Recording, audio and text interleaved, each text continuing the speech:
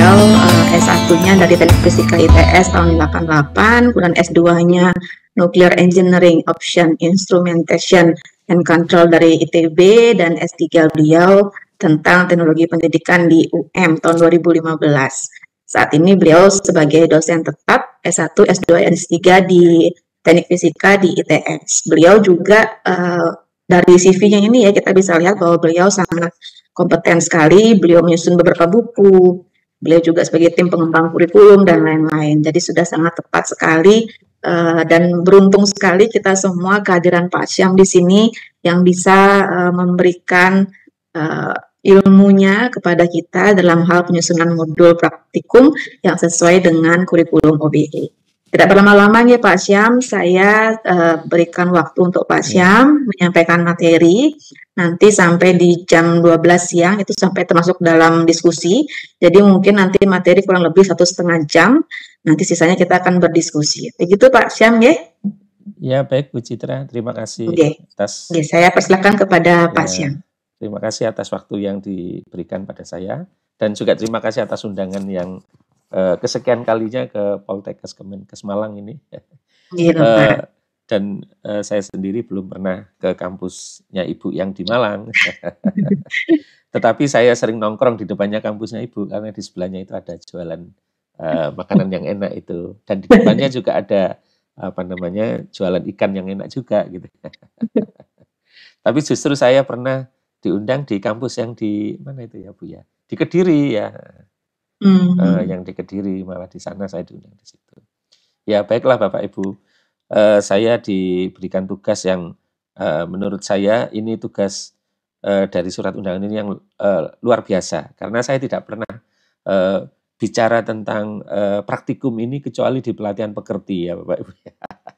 Walaupun saya sendiri saat ini adalah kepala laboratorium ya di departemen saya, nama laboratoriumnya adalah Laboratorium Embedded and Cyber Physical System, yaitu yang meneliti tentang autonomous itu ya Bapak Ibu, yang robotik dan lain-lain begitu. Mungkin agak berbeda ini dengan laboratoriumnya Bapak Ibu ini.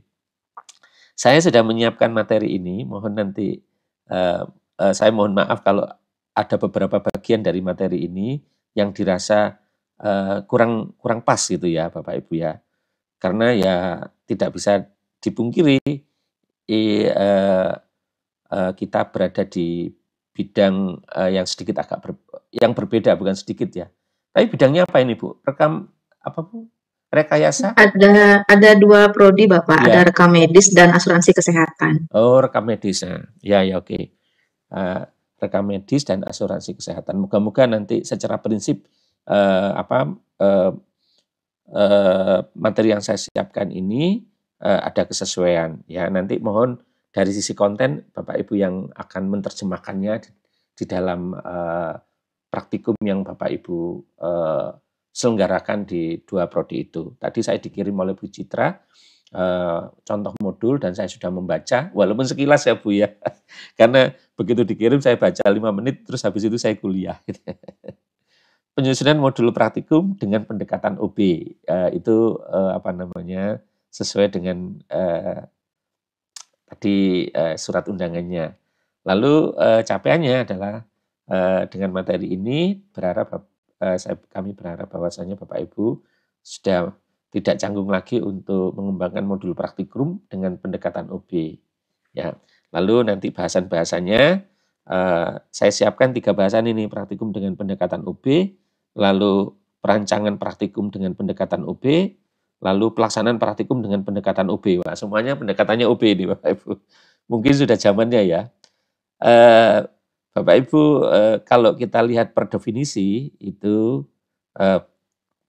praktikum, ya, ini definisi ini dipakai di modul-modul praktikum kalau Bapak Ibu mengikuti pelatihan pekerti seluruh Indonesia. Ya.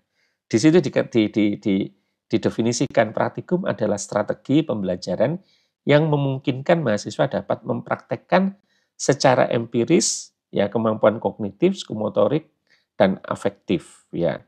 3 kemampuan ini diintegrasikan dalam kegiatan praktikum. Ya. Menggunakan sarana laboratorium, Bapak Ibu. Nah, sehingga Bapak Ibu, kalau ada beberapa orang mengatakan praktikum itu tujuannya hanya untuk mengasah kemampuan psikomotoriknya saja. Itu saya kira untuk saat ini dengan paradigma OP ini itu adalah pendekatan yang kurang tepat, ya. Karena ya sesungguhnya pada saat mahasiswa praktikum dia juga bisa belajar pengetahuannya seperti apa, dia juga bisa belajar tentang bagaimana meningkatkan attitude-nya dia, afeksinya dia. Jadi sangat tidak tepat bahwasanya praktikum itu sasarannya hanya untuk kemampuan psikomotorik saja atau keterampilan saja, ya.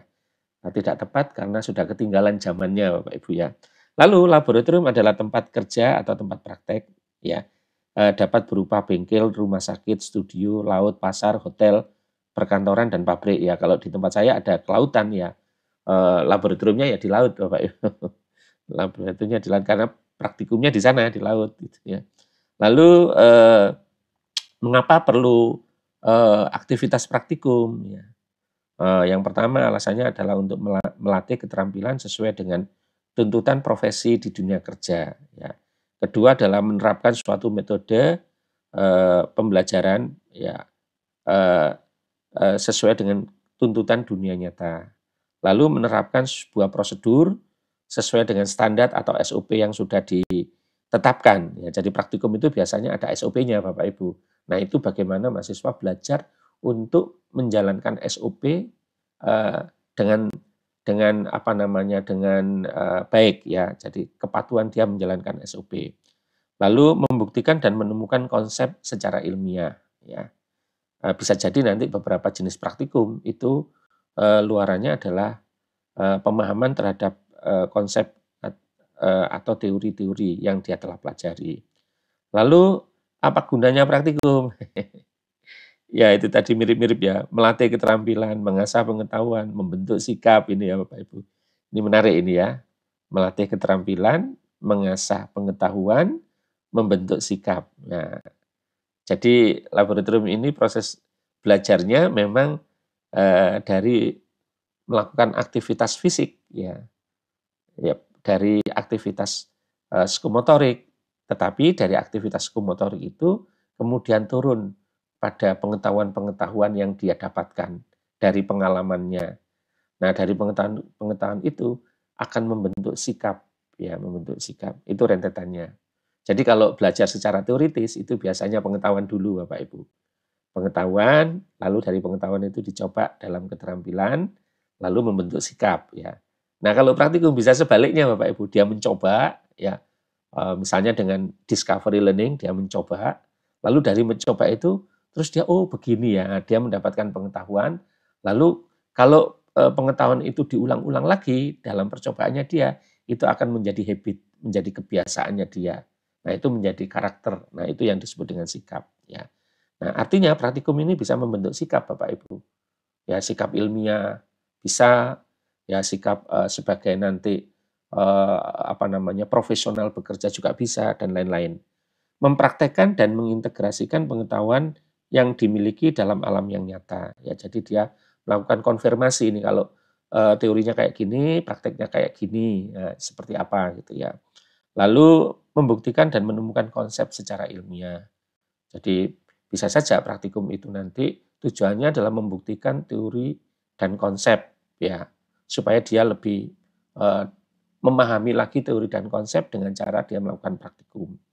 Kemudian menghargai ilmu dan keterampilan yang dimiliki. Sehingga dari praktikum itu dia bisa makin aware dengan teori yang dia pelajari. Oh, ternyata ada gunanya teori ini. Ya, konsep ini bisa digunakan gitu, ya. Lalu meningkatkan kemampuan komunikasi dan kolaborasi. Ini yang penting juga Bapak Ibu, karena kemampuan generik komunikasi dan kolaborasi ini banyak bisa didapatkan pada saat mahasiswa melakukan praktikum, ya. Seperti itu. Lalu apa tujuan praktikum? Nah, ini macam-macam tujuannya praktikum ini, mengembangkan pemahaman, menerapkan konsep, eksperimen basic fenomena, yaitu mencoba dari ilmu-ilmu dasar, lalu mengembangkan critical thinking, ya. Lalu melakukan percobaan dan meningkatkan kemampuan terhadap analisis data, ya keahlian penggunaan peralatan, ya ini juga penting ini Bapak Ibu, ya karena penggunaan peralatan ini yang paling bagus kalau dilakukan di saat mereka praktikum, ya. Lalu mereka juga bisa melakukan belajar tentang estimasi statistical error, ya. Jadi kalau teorinya gini, prakteknya gini, berarti ada selisih ini luarannya, ya ada kesalahan yang dia nanti kenal sebagai error, gitu ya. Lalu dia berlatih untuk membuat laporan, ya, dan presentasi bagaimana hasil dari praktikumnya. Nah, ini tujuan-tujuan belajar dengan praktikum ya Bapak Ibu. Apa basis pelaksanaan praktikum? Nah, ini pertanyaannya ini. Basisnya apa ini Bapak Ibu? Satu, apakah praktikum itu untuk menyelesaikan masalah? Yang kedua, apakah praktikum itu untuk membuktikan konsep dan teori? Ketiga, apakah praktikum itu untuk melatih bekerja secara prosedural? Ya, jadi ada pekerjaan tertentu, misalnya pekerjaan pelayanan ini di front office itu. Lalu ada teorinya bagaimana proses pelayanan itu. Lalu dia tirukan dalam praktikum. Apa seperti itu praktikum itu? Ya. Lalu berikutnya adalah memperoleh pengalaman baru. Ya. Jadi dengan praktikum itu harapannya memperoleh pengalaman baru. Apa itu? Lalu menemukan pengetahuan baru. Apa ya begitu praktikum itu? Ya Bapak Ibu. Apa bedanya dengan penelitian? Kalau penelitian jelas menemukan ilmu baru. Kalau praktikum apakah juga menemukan ilmu baru? Ya, nah, itu pertanyaan-pertanyaan yang nanti akan menjadi dasar Bapak Ibu menyusun panduan praktikum. Ya, tentu saja karena tema kita itu adalah tema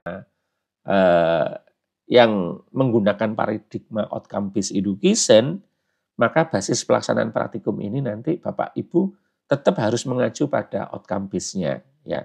Tapi ini pertanyaan secara umum dulu, tanpa melihat outcome base-nya, tanpa melihat CPL-nya. Ya, ini pertanyaan-pertanyaan dasar, ya. Lalu Bapak Ibu, mungkin ada pertanyaan ini yang mungkin menurut Bapak Ibu mungkin agak aneh ini. Apa beda antara praktikum dengan praktek ini? Ya, ada yang orang mengatakan, oh ini praktikum, ini praktek gitu. Apa bedanya ini antara praktikum dan praktek ini? Nah, ini sering bias Bapak Ibu, sering bias ya antara praktikum dan praktek. Nah, kalau saya lihat, saya baca dari beberapa literatur, ini beberapa perbedaannya. Ya, praktikum itu biasanya merujuk pada kegiatan yang dilakukan di dalam lingkungan kelas atau laboratorium dengan tujuan agar mahasiswa yang terlibat di dalam pembelajaran praktikum tersebut, ya, yang sudah terencana, terintegrasi dengan peralatan dan mahasiswa melakukan observasi ya dalam pembelajaran itu untuk memahami fenomena, ya, memahami fenomena. Fenomenanya macam-macam, fenomena alam bisa, fenomena bidang pekerjaan di tempat pekerjaan juga bisa dan lain-lain.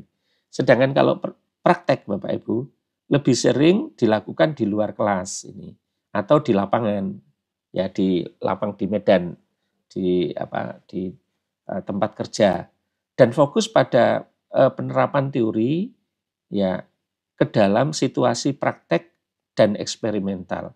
Dengan kata lain begini Bu, Bapak Ibu, kalau praktek ini teori dan konsep yang dia pelajari itu untuk praktek kerja.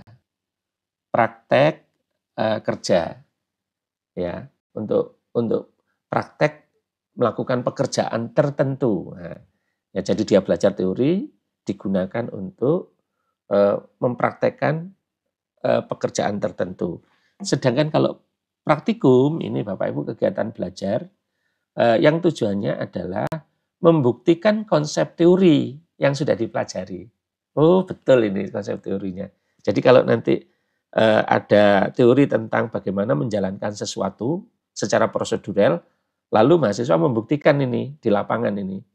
Apakah prosedur yang dijalankan ini bisa dilakukan sesuai dengan teorinya enggak ini di lapangannya? Jawabannya bisa iya, bisa tidak, Bapak Ibu. Ya, bisa iya, bisa tidak. Artinya, tidak itu ada beberapa bagian yang tidak bisa dijalankan di lapangan gitu maksudnya. Nah, nanti dari situ dia membuktikan, oh bahwasanya teori dan konsep yang dia pelajari itu di lapangan sesuai pengalaman empiris ada perbedaan di sisi ini. Sehingga dia makin memahami konsep teorinya. Ya. Nah, itu bedanya Bapak Ibu antara praktikumnya, ada kumnya dengan praktek yang tidak ada kumnya. Sifat pelaksanaannya, kalau praktikum dilakukan di lingkungan kelas dan laboratorium. Kalau praktek dilakukan di luar kelas dan di luar lapangan, ya, atau di lapangan, mohon maaf, ya, di lahan. Tujuan pembelajaran, tujuan untuk mengobservasi dan memahami fenomena, itu tadi teori dan konsep, bertujuan untuk menerapkan teori ke dalam praktek. Ya. Lalu fokus pembelajarannya, fokus pada pengalaman belajar yang terencana dengan peralatan tertentu. Kalau ini lebih kepada penerapan teori di dalam situasi dunia nyata. Kemudian pengawasan. Kalau praktikum ini pengawasannya lebih ketat ini, ya, dari instrukturnya, ya, dari apa namanya? Kalau di tempat saya namanya asisten praktikum, ya, lebih pengawasannya lebih melekat ini, Bapak Ibu. Tapi kalau praktek ini pengawasannya lebih fleksibel, ya.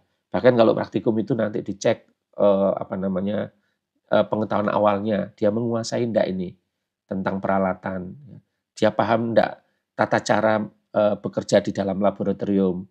Dia sudah paham tidak tentang bahaya-bahaya di lab yang bisa jadi terkait dengan listrik, dengan bahan-bahan beracun, ya nanti kalau ada unsur kimianya dan lain-lain gitu ya Bapak Ibu ya. Nah ini diawasi dengan ketat ini. Tapi kalau praktek itu pengawasannya lebih fleksibel ya karena biasanya kalau praktek ini mahasiswa sudah berada pada jenjang yang lebih tinggi gitu ya, sudah punya banyak bekal gitu ya. Waktu pelaksanaannya kalau praktikum memiliki jadwal yang tetap dan teratur, biasanya mengikuti jadwal perkuliahan. Tapi kalau praktek ini lebih bervariasi, tergantung kebutuhan lapangan, tergantung kebutuhan yang bersifat praktisis yang ada di lapangan. Lalu tingkat keterlibatannya, kalau praktikum melibatkan kerja kelompok dan kolaborasi. Sedangkan kalau praktek ini ya lebih sering individual dan berbasis proyek ya. Tetapi bisa juga kolaboratif ya, bisa saja. Kalau zaman sekarang biasanya diminta untuk praktek-praktek ini mahasiswa bekerja dalam kelompok kolaborasi ya. Seperti itu. Tapi bisa juga nanti ada pekerjaan-pekerjaan tertentu yang harus dipraktekkan secara mandiri ya. Ya tidak dalam satu tim kolaboratif. Tergantung CPL-nya seperti apa ya. Lalu evaluasi dan tugas. Kalau praktikum berdasarkan laporan dan hasil observasi, jadi harus membuat laporan. Lalu kalau praktek dinilai berdasarkan kinerja, menggunakan authentic assessment atau performa assessment. Jadi pada saat dia praktek, penilainya, dosen penilainya atau instruktur penilainya harus ada di lapangan ini. Ya. Dan hasil akhir dari pekerjaannya berdasarkan teori dan konsep yang dia gunakan. Ya, jadi dia bisa nanti penilainya bisa melihat performanya kayak apa, bisa melihat luarannya kayak apa, luaran dari hasil prakteknya dan lain-lain. Ya, nah ini perbedaan-perbedaan yang yang sering kita temukan antara praktikum dan praktek, ya, Bapak Ibu. Lalu sekarang latihan ini Bapak Ibu. Ini contoh-contoh CPL yang saya temukan ya di bidangnya Bapak Ibu sebagian dan sebagian di bidang yang lain. Nah ini saya ambil dari contoh modul yang dikirimkan Bu Citra ini kepada saya ini. Nah di situ kemampuan CPL-nya adalah berbunyi mahasiswa mampu melakukan kerjasama tim di tatanan unit kerja rekam medis dengan benar ya. Jadi kemampuan yang diinginkan itu adalah melakukan kerja tim ini ya. Lalu yang dipelajari oleh mahasiswa apa ini yang dipelajari Bapak Ibu? Ya. Tatanan unit kerja medis ini apa ini ya di sini ya kira-kira ya. Di bagian ini ya yang dipelajari ini bahan kajiannya di sini. Jadi kalau CPL itu kan isinya adalah kemampuan ya Bapak Ibu, kemampuan lalu ditambah dengan bahan kajian ya, Lalu ditambah dengan konteksnya apa. Ya, pasti isinya 3 ini. Mampu apa, belajar apa, dalam konteks apa. Maka kalau dari CPL ini kita bisa lihat ini kemampuan yang diinginkan apa, lalu bahan kajiannya apa. Nah, untuk menentukan apakah ini praktikum atau kopraktek, coba dilihat kemampuannya Bapak Ibu. Ya, kemampuan CPL ini. Ya, mahasiswa mampu melakukan kerjasama tim. Nah, ini kalau di frame dengan perbedaan tadi, ini masuk praktikum atau praktek ini. Masuk praktikum atau praktek ini. Nah, ya, masuk praktikum atau praktek ini. Nah, monggo silakan nanti diklasifikasi. Lalu yang berikutnya adalah mampu melakukan deteksi dini penyimpangan kelainan pada kehamilan. Ini di kebidanan ya Bapak Ibu ya. Persalinan pasca persalinan bayi baru lahir, bayi dan balita, dan penanganan awal kegawat daruratan serta melakukan kolaborasi dan rujukan kepada profesional lain yang relevan sesuai kewenangannya. Nah, kalau dari CPL ini menyebabkan ada praktikum atau praktek, maka ini yang mana ini? Ini masuk yang praktikum ataukah yang praktek? Ya, melakukan deteksi kelainan, melakukan kolaborasi dengan dan rujukan. Nah, ini. Nah, dilihat aja ciri-cirinya. Ini dilakukan di mana ini? Kalau bisa dilakukan di lab, ya Bapak Ibu, salah satu ciri itu dari praktikum. Tapi kalau ini harus dilakukan di rumah sakit, ya berarti ini adalah masuk kategori praktek, gitu ya Bapak Ibu ya. Praktek di rumah sakit dengan kemampuan yang ini. Nah, ini tergantung pada dosen desainernya. Ya, ini nanti mau di lab atau di luar lab. Nah, kalau di dalam lab, ya salah satu ciri dari kegiatan belajar ini kategori praktikum. Ya. Nah, kalau di luar itu kategori praktek. Seperti itu ya Bapak Ibu. Nah, kan tema kita outcome based ya Bapak Ibu ya, terpaksa mulai dari CPL. Menguasai konsep teoritis, penelitian dan evidence based practices dalam praktek kebidanan. Ya ini. Jadi kemampuannya adalah menguasai konsep teoritis ini. Lalu di belakangnya ini ada praktek kebidanan ini. Praktek kebidanan. Lalu bahan kajiannya mungkin di sekitar sini bahan kajiannya. Ya, tentang evidence based bidang kebidanan. Nah, kalau melihat kemampuannya ini Bapak Ibu, seperti tadi dilakukan di lab ataukah dilakukan di laboratorium. Ya akan berbeda Bapak Ibu. Ya, kalau di laboratorium dengan di luar laboratorium, di tempat kerja yang nyata itu akan beda. Ya, sangat beda. Karena kalau di lapangan itu variabel-variabel yang berinteraksi lebih banyak daripada di lab. Ya, kalau di lab itu lebih banyak menyederhanakan variabel-variabel dengan asumsi-asumsi. Ya, seperti itu. Ya.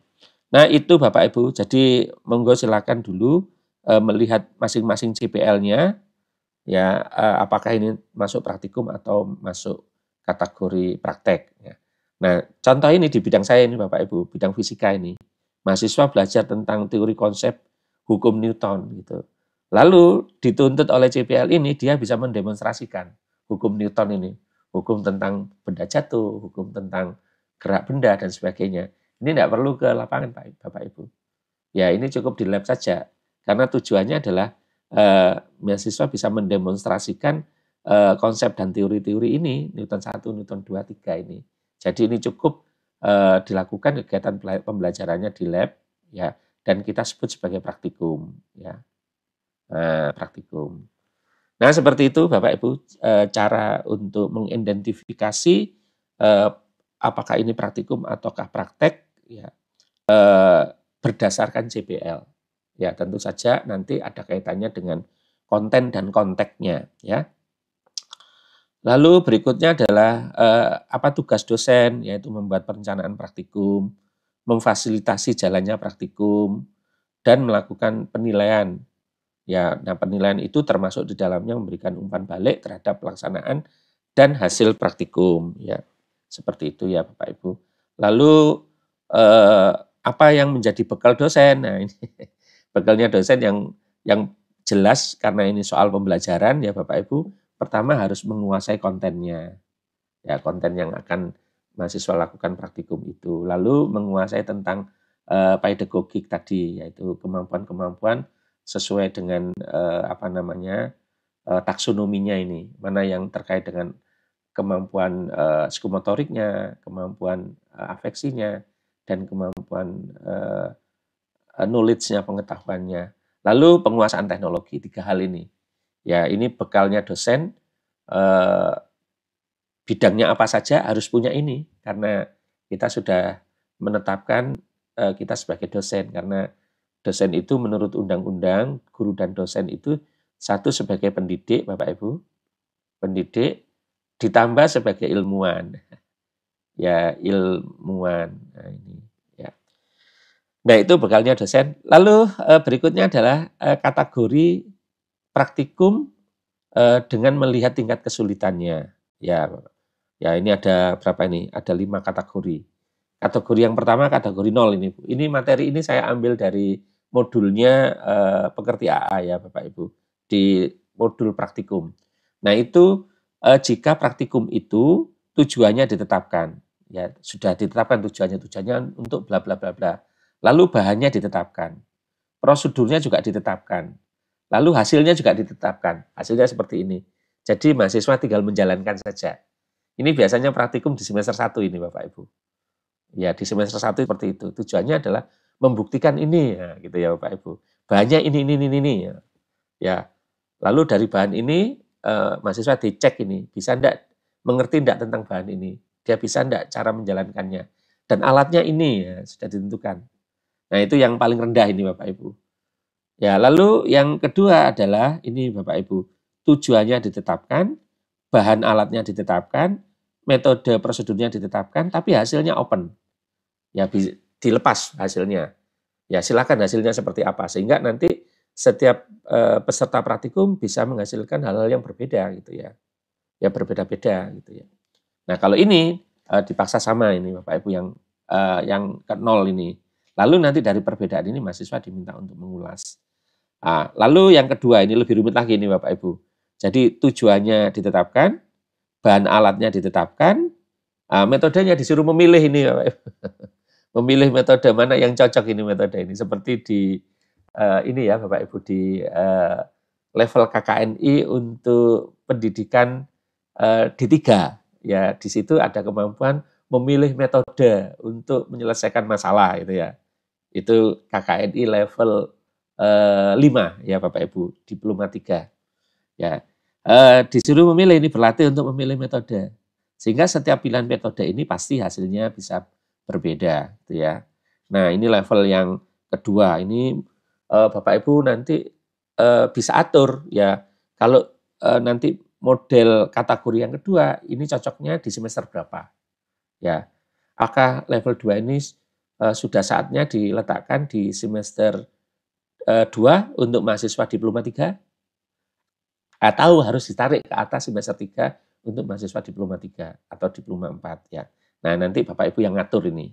Ya, diatur sesuai dengan kecukupan pengetahuan dan keterampilan yang dia miliki, nanti dilihat jenjangnya di mana begitu ya. Lalu dilihat juga nanti tingkat kedewasaan mahasiswa ya. Nah, yang ketiga ini Bapak Ibu, tujuannya saja yang ditetapkan, bahannya disuruh milih sendiri, metode alatnya juga disuruh milih sendiri, prosedur disuruh milih sendiri, hasilnya demikian terbuka gitu ya. Terbuka, silakan ini. Ya, ini apa namanya?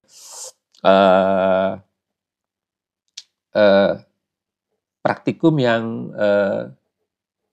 tujuannya ditetapkan, tetapi yang lain-lain silakan dipilih. Ini biasanya mahasiswa mengerjakannya dalam bentuk praktek ini biasanya. Ya, dalam bentuk kegiatan yang mempraktekkan sesuatu, biasanya begitu. Lalu yang berikutnya adalah semuanya terbuka ini. Tujuannya silakan menentukan sendiri, bahan alatnya silakan sendiri, prosedur dan hasilnya. Nah, ini yang sering disebut dengan discovery learning ini, Bapak Ibu.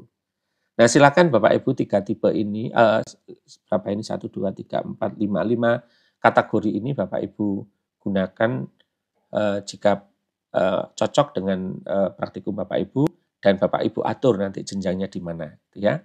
Itu yang pertama. Lalu yang kedua, mengapa praktikum Bapak Ibu itu harus menggunakan OB itu ya Bapak Ibu ya. Dulu-dulu enggak ada itu praktikum OB itu. Sekarang mengapa ke OB gitu. Nah, itu pertanyaan mendasar ini ya Bapak Ibu ya. Mengapa ke OB? Ya jawabannya seperti tadi. Karena praktikum kita itu nanti tagihannya adalah capaian pembelajaran. Nah, ini tagihannya. Kalau dulu Bapak Ibu, kalau Bapak Ibu download di internet, yang praktikum-praktikum zaman 10 tahun yang lalu, itu jarang ketemu capaian pembelajaran di modul praktikumnya. Ya, jarang dicantumkan di situ. Tapi modul-modul setelah era 7 tahun terakhir ini, ya banyak kita temukan di internet Bapak Ibu, itu yang di dokumen modulnya ada CPL-nya, CPL-nya ini gitu ya. Dulu tidak ada Bapak Ibu, yang ada aja tujuannya saja, tujuannya ini. Tapi CPL prodinya tidak masuk ke situ gitu ya. Nah, mengapa kita praktikum dengan menggunakan pendekatan UB? Ya karena praktikum itu sendiri adalah bentuk pembelajaran yang tujuannya untuk mencapai CPL yang dibebankan pada mata kuliah praktikum. Jadi praktikum itu mata kuliah Bapak Ibu. Nah, yang berikutnya mengapa UB? Ya karena sekarang ini Bapak Ibu dengan UB itu kemampuan itu merupakan integrasi dari 3 hal ini, pengetahuan, keterampilan, sikap. Sudah tidak bisa lagi dipisah-pisah lagi ya. Karena nanti kalau kerja, setiap pekerjaan yang dilakukan oleh lulusan kita pasti unsurnya 3 ini melekat Bapak Ibu. Pasti melekat. Ya, orang tidak akan mau tenaga kerjanya itu hanya terampil saja. Tapi pengetahuannya kurang, sikapnya kurang.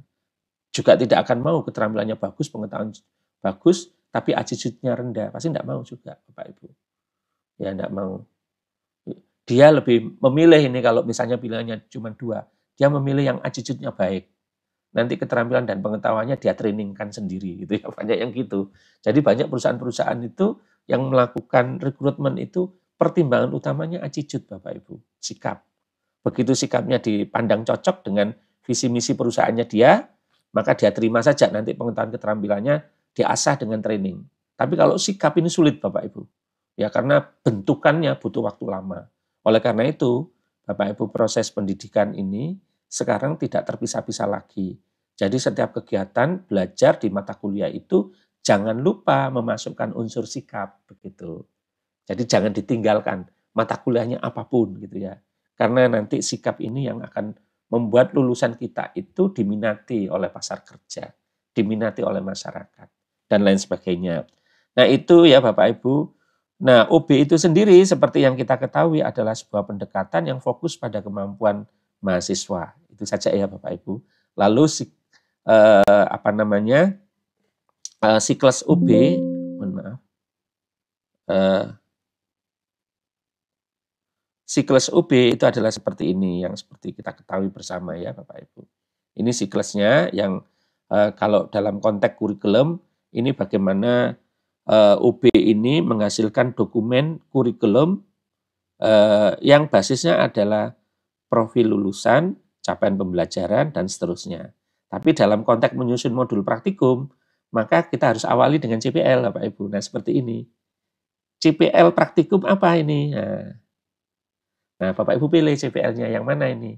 Yang akan dicapai melalui praktikum yang akan Bapak Ibu desain. Lalu setelah ketemu CPL-nya, Bapak Ibu susun mata kuliah praktikum. Apakah mata kuliah praktikum ini nanti berdiri sendiri, ya dengan kode mata kuliah sendiri, dengan bobot SKS sendiri, atau mata kuliah praktikum ini gabungan dengan mata kuliah teori. Ada teorinya, ada praktikumnya gitu ya. Monggo silakan dirancang. Nah, kalau sudah selesai mata kuliah ini dibentuk, Bapak Ibu, baru berikutnya Bapak Ibu buat rencana proses pembelajarannya supaya mata kuliah ini bisa dilaksanakan secara sistematis, terstruktur, accountable, transparan, dan lain-lain gitu ya. Karena ada targetnya Bapak Ibu.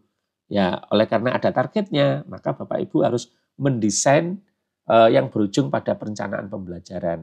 Mendesain pembelajaran berujung pada perencanaan pembelajaran. Lalu setelah RPS-nya jadi, Bapak Ibu, baru Bapak Ibu lihat nanti kemampuan-kemampuan yang mana yang perlu modul praktikum. Nah, ini praktikum ini. Nah, setelah modulnya jadi, nanti kita bahas bagaimana anatomi modul, Bapak Ibu. Baru berikutnya Bapak Ibu lengkapi dengan perangkat pembelajaran untuk menilai ya kinerja hasil belajar mahasiswa dan produknya. Nah, karena di praktikum itu bisa saja nanti luarannya adalah CPL ini ya, dan juga luarannya adalah produk, bisa jadi seperti itu. Sehingga Bapak Ibu kalau akan membuat instrumen penilaian, Bapak Ibu bisa membuat rubrik untuk menilai prosesnya, ya termasuk capaian pembelajarannya. Lalu Bapak Ibu bisa melengkapi dengan portofolio kalau ingin menilai luarannya, ya. Jadi bisa pakai dua ini, rubrik dan portofolio. Nah, nanti kalau waktunya cukup akan saya berikan contoh bagaimana menyusun rubrik dan portofolio ya di dalam modul praktikum. Lalu yang tidak kalah pentingnya Bapak Ibu adalah pelaporan penilaian ini ya. Karena nanti kalau Bapak Ibu Bapak Ibu akan mengklaim atau akan menyatakan bahwasanya mata kuliah praktikum ini adalah mata kuliah yang tadi dibahas tadi ya, yaitu mata kuliah yang menjalankan case based ataupun project based learning, lalu diklaimkan ke IKU nomor 7, Bapak Ibu akan diharuskan melampirkan penilaian ya dari praktikum ini. Dan di situ harus nampak penilaian yang bobot persentase nilainya 50% itu adalah hasil dari praktikumnya ya, ditambah dengan hasil belajar dalam bentuk partisipatif ya dan kolaboratif, yaitu totalnya 50% ya. Jadi pelaporan yang terkait dengan IKU 7 nah, itu harus ada 2 komponen, yaitu hasil, yang kedua adalah partisipatif tadi. Partisipatif. Ya, ini IKU 7 ini Bapak Ibu. Ya. Nah, praktikum juga bisa diklaimkan sebagai IKU 7 ini Bapak Ibu ya, bisa seperti itu. Nah, tentu saja Bapak Ibu nanti lebih jauh lagi kalau untuk keperluan akreditasi ya, Bapak Ibu ini harus lengkap, ini harus ada RPS-nya, ada dokumen RPS-nya, ada dokumen modulnya, ada dokumen rubriknya, ada dokumen hasil penilaiannya. Begitu ya Bapak Ibu. Lalu ada pelaporannya, maka kita siap evidennya untuk diperiksa bahwasanya praktikum ini adalah praktikum yang menjalankan dengan pendekatan outcome based education. Gitu ya Bapak Ibu. Lalu sekarang mendesain modul ini Bapak Ibu, desain modulnya ini. Nah, kurang lebih seperti ini ya Bapak Ibu. CPL praktikum tadi Bapak Ibu terjemahkan dalam CPMK, lalu selanjutnya Bapak Ibu menganalisis kebutuhan praktikumnya apa saja, kebutuhan alat, kebutuhan bahan, kebutuhan tempat, kebutuhan waktu, kebutuhan adanya modul, dan lain-lain. Lalu Bapak Ibu membuat analisis pembelajaran tahapan praktikumnya seperti apa. Kalau praktikumnya itu 2 SKS, nah SKS ini berarti waktunya adalah 2 SKS kali 45 jam. Nah, nanti Bapak Ibu harus atur ini 90 jam ini kegiatan belajarnya seperti apa ini. Ya, analisis pembelajaran langkah nomor 3 ini. Nah, dilakukan setiap minggu kah atau tidak? Ya, yang jelas misalnya ada praktikum yang dilakukan mulai minggu pertama. Tapi ada praktikum yang dimulai dari minggu kelima. Ya karena teorinya biar masuk dulu. Ada juga yang dimulai setelah UTS Bapak Ibu.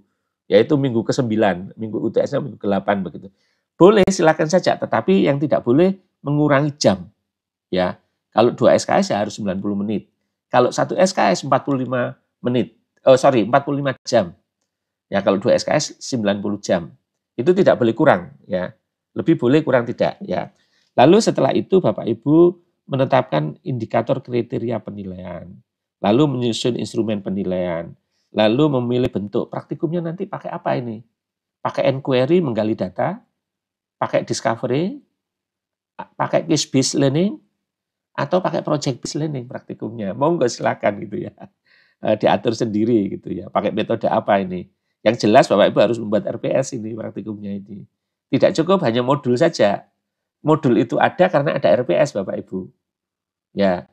Yang diminta itu adalah RPS kalau di Permen 53 dan Permen sebelumnya. Ya, lalu modul itu bagian dari panduan belajar. Jadi yang perlu modul semacam modul praktikum, tidak hanya praktikum saja, tugas pun perlu panduan Bapak Ibu. Yaitu di Permen nomor 3 kemarin dituliskan secara eksplisit di pasal 12-13 bahwasanya setiap mata kuliah itu ada panduan tugas ya. Nah, di antara bentuk tugas praktikum ya. Lalu setelah menyusun RPS ini Bapak Ibu mengembangkan materinya, nanti materi ini dikemas dalam bentuk modul. Ya, modul praktikum lalu dilaksanakan. Nah, itu Bapak Ibu contoh dari apa namanya RPS ya Bapak Ibu. Contoh RPS ya. Contoh dari desain pembelajaran yang berujung pada RPS. Ya, ini saya kasih contoh RPS Bapak Ibu. Seperti ini kemampuannya ini ya, ini contoh di mata kuliah saya ini, di tempat saya maksud saya, mata kuliah fisika begitu. Menguasai konsep teori tetapi mahasiswa diminta mendemonstrasikan. Berarti ada teorinya, ya ada teorinya ini. Ini mahasiswa teori 2 minggu ini Bapak Ibu. Lalu ada prakteknya ini Bapak Ibu. Nah, ini ada praktek. Ini teori, ini praktek. Nah, kebetulan ini 3 SKS, 2 SKS teori ditambah dengan 1 SKS praktek ini. Prakteknya cuma 1 SKS. Tapi kalau di vokasi biasanya terbalik. Ya, teorinya 1 SKS, prakteknya 2 SKS. Biasanya terbalik seperti itu. Nah, bagaimana cara menentukan apa namanya praktikumnya ini ya? Berapa waktu yang diperlukan untuk kemampuan yang dicapai ini. Nah, ini saya kasih contoh Bapak Ibu. Saya kasih contoh. Nah, ini Bapak Ibu. Mohon maaf ya Bapak Ibu, saya kasih contoh yang umum saja ya. Kan kalau fisika kan semuanya ngerti ya. Karena dari fisika, kecuali kalau bukan ilmu di SMA dulu kan dapat juga ya. Bobot SKS-nya 3 SKS. Oh, mohon maaf ini 3 SKS ternyata Bapak Ibu. 3 SKS teori, 1 SKS praktikum. Ya, jadi totalnya 4 SKS ini. Jadi mata kuliah ini ada 4 SKS, 3 SKS teori, 1 SKS praktikum. Lalu modul praktikumnya itu ada 7 Bapak Ibu. 1, 2, 3, 4, 5, 6, 7. Ya, nah 1 SKS ini, Bapak Ibu, 1 SKS ini dihitung 170 menit kalikan 16 dikalikan ini dijadikan jam, ketemunya adalah 45 jam. Jadi 1 SKS setara dengan 45 jam. Berarti 45 jam ini harus habis dibagi dengan 7 modul ini Bapak Ibu. Ya 7 modul ini. Dibagilah 45 ini dengan 7 modul. Ya dosennya yang bagi ini Bapak Ibu. Modul 1 6, modul 7, modul 2 7 dan seterusnya totalnya adalah 45. Nah sekarang mari kita buat contoh ini Bapak Ibu. Misalnya modul yang kelima ini tentang gerak peluru. Jadi mahasiswa mempraktekkan gerak peluru ini. Jadi peluru ditembakkan begitu seperti apa nanti apa jangkauannya, seperti apa nanti maksimumnya, lalu jauhnya seperti apa dan seterusnya. Nah, di dalam praktek gerak peluru ini dituliskan di dalam modul itu ada tahapan belajar ini. Pertama adalah mahasiswa ada pretest ini dan tutorial dan pretest. Dilakukan selama setengah jam. Dosennya biasanya kalau di tempat saya, mohon maaf ini tidak hadir, yang hadir itu asistennya atau laboran. Lalu tapi di vokasi biasanya hadir ini Bapak Ibu tesnya ini. Kalau di tempat saya ini karena bau-bau akademik jadi tidak hadir ini. Persiapan praktikum Bapak Ibu menyiapkan alat, menyiapkan bahan itu setengah jam ya. Dosennya tidak hadir, laborannya hadir, asistennya hadir. Lalu pelaksanaan praktikumnya sendiri itu 4 jam Bapak Ibu. Ya. Dosen bisa hadir ini kadang-kadang ini pelaksanaan praktikum, dia ingin memastikan bagaimana praktikumnya. Lalu asisten juga hadir, laporan hadir. Lalu penyusunan laporan Bapak Ibu. Ini dikasih waktu 1,5 jam ini. Ya biasanya dosennya tidak hadir, konsultasinya sama asisten ya. Lalu presentasi hasil ini dan laporan itu ya dikasih waktu setengah jam, dosennya hadir, asistennya bisa hadir bisa tidak. Nah, sehingga kalau di total jamnya itu 7 jam Bapak Ibu. Ya, untuk 1 modul. Nah, ini Bapak Ibu hitung ini ya. Setiap modul itu perlu waktu berapa jam. Ya, seperti itu. Sehingga nanti dalam 1 semester untuk kemampuan ini tadi, kemampuan yang ini yang mampu menggunakan konsep dan teori dan lalu mendemonstrasikan ini total waktu belajar praktikumnya adalah 45 jam. Ya, dengan masing-masing modul 7 jam. Nah, diatur nanti 7 jam itu di hari apa, ya dijadwalkan oleh lab. Nah, kalau di tempat saya penjadwalnya yang menjadwalkan praktikum itu adalah laboratorium, ya, atau bengkel, ya masing-masing ya di tempat di mana praktikum itu dilakukan, ya. Bukan program studi Bapak Ibu. Kalau mata kuliah program studi yang menjadwalkan. Nah itu, lalu bagaimana cara menuliskannya di RPS Bapak Ibu? Nah ini cara menuliskan untuk kemampuan yang subjek MK2 ini. Yaitu yang ini, 2 SKS ini perkuliahan, ada kuliahnya, lalu diskusi selama 2 jam, ya selama 2 minggu, minggu ke-5, minggu ke-6 tadi, dikalikan 3 SKS, karena 4 SKS tadi kan 3 teori, ditambah dengan 1 praktek. Ya. Jadi 2 minggu dikalikan 3 SKS, ya teorinya dikalikan 50 ngasih kuliah dosennya.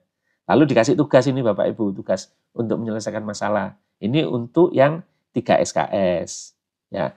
Sedangkan yang untuk praktikum ini Bapak Ibu. Nah, ini untuk praktikum. Praktikum modul 5 ini. Ya, mau diletakkan di minggu yang sama silakan, minggu 5-6. Monggo saja gitu ya. Nah, biasanya diletakkan di minggu 5-6 tetapi di bagian yang minggu berikutnya, minggu ke-6-nya. Nah, tadi Bapak Ibu dari hitung-hitungan tadi kegiatan praktikumnya adalah modul yang kelima, ya. Lalu metode yang digunakan adalah discovery learning. Kegiatan praktikumnya seperti ini. Nah, ini nanti yang dituliskan di modul praktikum tahapan-tahapan ini ya Bapak Ibu ya. Seperti itu. Sehingga di RPS-nya Bapak Ibu dituliskan seperti ini di RPS-nya. Di RPS-nya dituliskan seperti ini. Nah, ini dituliskan seperti ini Bapak Ibu. Nah, ini ya. Bentuk pembelajaran, metode pembelajaran dan penugasan mahasiswa. Ini tadi yang teorinya tadi selama 2 minggu, 5-6, lalu hitung-hitungan untuk waktu praktikumnya diletakkan di sini. Nah, ini Bapak Ibu. Sehingga di RPS terlihat, oh di minggu 5-6 itu ada kuliah teorinya 3 SKS, itu ini, lalu ada praktikumnya 1 SKS, itu yang ini. Itu ya Bapak Ibu ya. Lalu materi-materi yang dia pelajari adalah materi yang ini. Bisa diajarkan oleh dosen, tapi bisa juga dalam bentuk penugasan. Lalu bobot penilaiannya dituliskan di sini, misalnya di sini karena teorinya itu besar, 10%, karena praktikumnya kecil, 1 SKS cuma 5% saja. Ya, seperti itu. Nah, ini contoh Bapak Ibu bagaimana mendesain praktikum yang menjadi satu dengan teori di dalam sebuah RPS. Ya, lalu saya masuk ini Bapak Ibu tentang modul praktikum menurut ketentuan Peraturan Menteri ini Bapak Ibu. Ya, Peraturan Menteri nomor 92 tahun 2019. Nah, di situ dikatakan petunjuk praktikum atau modul praktikum itu sebagai bagian dari bahan pengajaran. Adalah pedoman pelaksanaan praktikum yang berisi tata cara ini, persiapan, pelaksanaan, analisis data dan pelaporan. Ya. Pedoman tersebut disusun dan ditulis oleh kelompok dosen yang menangani praktikum dan mengikuti kaidah tulisan ilmiah. Nah, itu pengertian panduan praktikum. Sedangkan modul Bapak Ibu, ya Bapak Ibu kan menggabungkan istilah modul dan praktikum. Nah, sedangkan modul sendiri adalah bagian dari bahan ajar untuk suatu mata kuliah yang ditulis oleh dosen. Mata kuliah tersebut mengikuti kaidah tulisan ilmiah dan disebarluaskan pada peserta kuliah. Ya, jadi hampir sama ini pengertiannya. Cuman kalau praktikum ada syaratnya ini Pak. Bapak Ibu minimal ada tata cara praktikum, persiapan praktikum, pelaksanaan praktikum, dan ada analisis data dan pelaporan. Ya, ada itu. Nah, itu wajib terpenuhi atau wajib dipenuhi. Ya. Nah, sekarang saya masuk ini salah satu contoh anatomi modul praktikum. Ya. Salah satu contoh saja. Ya, yang memenuhi permen itu tadi ya Bapak Ibu ya. Nah, bagian yang pertama ini adalah aturan umum praktikum di laboratorium. Nah, itu. Ya, jadi di modulnya itu harus ada ini Bapak Ibu. Yaitu panduan umum tentang keselamatan dan penggunaan peralatan di laboratorium. Nanti dijabarkan apa saja, ya. Yang kedua adalah yang B ini, tugas pendahuluan dan format laporan praktikum. Ada enggak tugas pendahuluannya? Untuk mengetahui bahwasanya mahasiswa sebelum praktikum sudah menguasai teorinya. Ya. dan juga format pelaporan praktikum. Nah, disediakan formatnya ini. Seperti apa? Nah, setelah itu Bapak Ibu masuk ke modul-modul Bapak Ibu. Modul 1, modul 2, modul 3 begitu.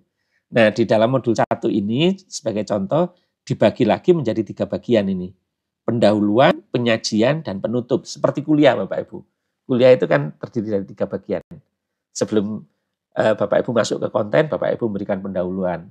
Ya, hari ini kita kuliah dalam rangka untuk kemampuan yang ini dan kita bahas ini. Lalu kuliah kita hari ini itu terkait dengan kuliah kita yang kemarin.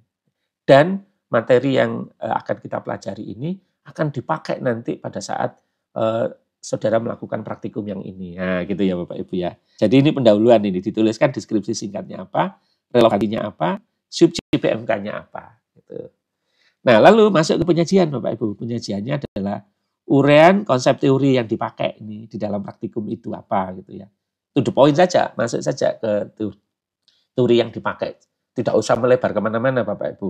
Ya cukup teori yang dipakai di dalam praktikum itu. Lalu tentang peralatan apa saja yang akan digunakan. Lalu di situ di penyajian ini prosedur praktikum atau percobaan kalau ada percobaannya. Ada tidak ini tahapan-tahapan yang harus diikuti mahasiswa. Lalu yang keempat adalah pengambilan dan penyajian data. Mengambil data, penyajian data. Nah, biasanya disiapkan form-form ini Bapak Ibu. Form-form untuk menuliskan data dari hasil praktikum atau percobaan mahasiswa. Ya. Nah, berikutnya adalah penutup Bapak Ibu. Penutupnya adalah mahasiswa membuat laporan praktikum atau pengisian lembar kerja. Kalau pakai lembar kerja ya Bapak Ibu ya. Nah, di vokasi pada umumnya mahasiswa menggunakan lembar kerja. Karena memang nanti kemampuan mahasiswa membuat laporan dalam bentuk lembar kerja itu akan dipakai kalau dia bekerja nanti, ya. Nah, kalau akademik rata-rata membuat laporan praktikum, gitu ya. Lalu bisa jadi Bapak Ibu di dalam penutup ini mahasiswa harus presentasi secara individu maupun secara kelompok. Lalu bisa jadi Bapak Ibu memberikan tes formatif, ya, memberikan pertanyaan-pertanyaan. Lalu kalau jawabannya mahasiswa ada yang kurang, Bapak Ibu melengkapi jawabannya. Ini namanya formatif.